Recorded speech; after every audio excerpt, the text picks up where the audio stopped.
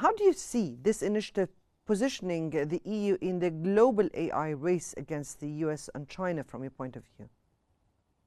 I'm delighted to join you today via audio. Can you hear me? Yes, I can hear you. Okay, perfectly. So to borrow a remark from Prime Minister Lloyd George in London, I think it's too little too late.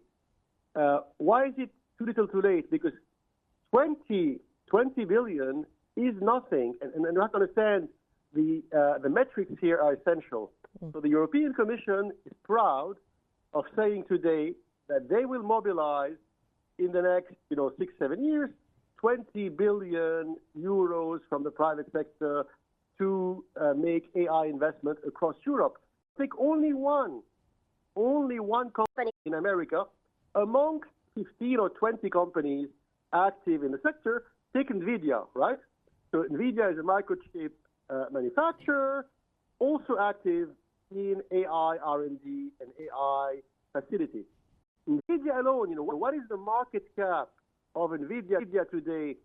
NASDAQ in New York, it's 2.7 trillion. What does it mean? NVIDIA alone, one American company, its value, its market cap today is 100 times more, actually 130 times more than the whole of private sector money the Europeans wish to mobilize in the next 5 years. So clearly, the amount of money is not enough. But it's not only about money. It's also about long-term planning. Sadly, the Europeans, were quite good. In the old days, the French, the Germans, were famous for their 5 or 6 years industrial planning.